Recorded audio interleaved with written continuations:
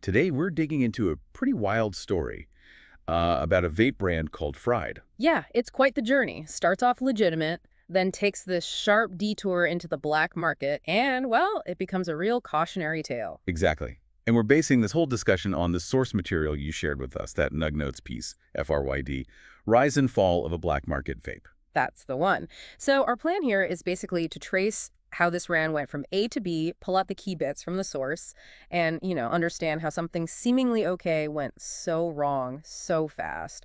Okay, let's jump in. According to the source, where does the FRYD story actually begin? Right, so it starts completely above board. The source says back in 2015, there was FRYD e-liquid, launched by a company called Daddy's Vapor.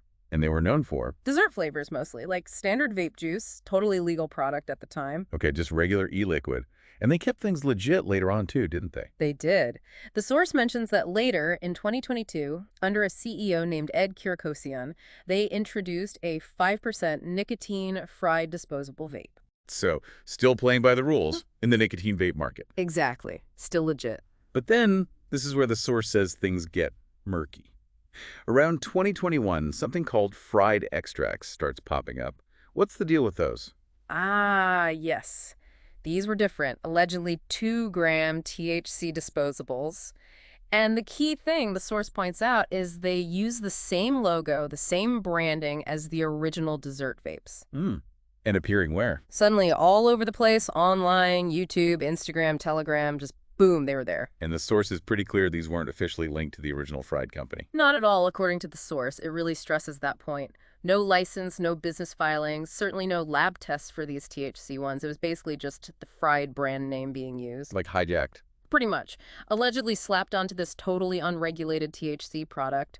The source even mentions someone named Michael from LA supposedly pushing them. Not an official thing at all. Okay, and the timing of this black market version appearing. That was important, right? Oh, definitely crucial.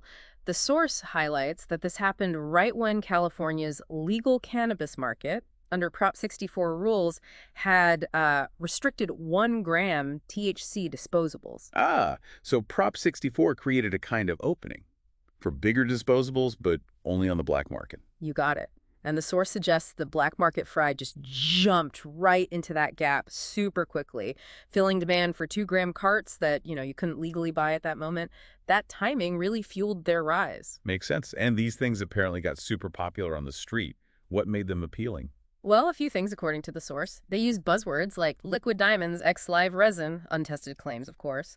But they were cheap, like $20 to $40 maybe. Wow, yeah, that's low. And known for huge vapor clouds, so cheap, big hits. It became a street staple fast. And the marketing wasn't exactly subtle. Not even close. The source mentions all those candy names. Pink Starburst, Berry Skittles, Watermelon Gushers, plus that smiley logo. Aimed squarely at a younger crowd. Totally. The source even quotes the tagline, "No ID, just hype," clearly targeting teens who couldn't buy legally. Which fits with how they were sold, this plug economy thing the source talks about. Yeah, the plug economy. Basically selling through social media, lots of DM for fried on Snapchat, Instagram, Telegram.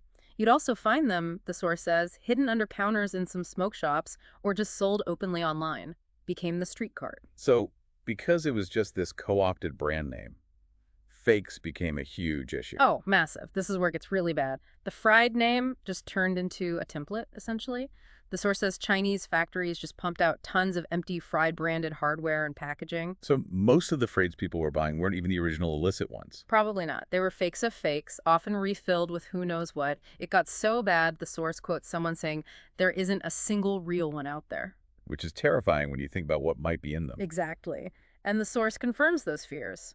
Some tested fried carts had nicotine, undeclared Delta 8, and get this, over 14 different pesticides. 14, wow. Yeah. A health hazard wrapped in candy, as the source puts it, really shows the danger of these unregulated products using familiar looks. So after this rapid rise came a pretty rapid fall then. It seems so. By late 2023, the vibe had totally shifted. The source mentions fried became kind of a joke online, like Reddit's favorite joke for being sketchy and fake. And the authorities started cracking down. Yep, more raids, teens getting busted with them. The fakes just got even faker and cheaper. And by 2024, the brand's reputation was basically toast. The source calls it another street candy cart-style cautionary tale. Quick rise, exploited a gap, used branding, then crashed because of the fakes and the danger. It's a really stark example of how unregulated markets can work and the risks involved. It really is, and it leaves you, the listener, with something to think about. How easily can brands, even legitimate ones, be copied and twisted in these online black markets? And maybe more importantly, what hidden dangers does that create when you can't trust the label on a product?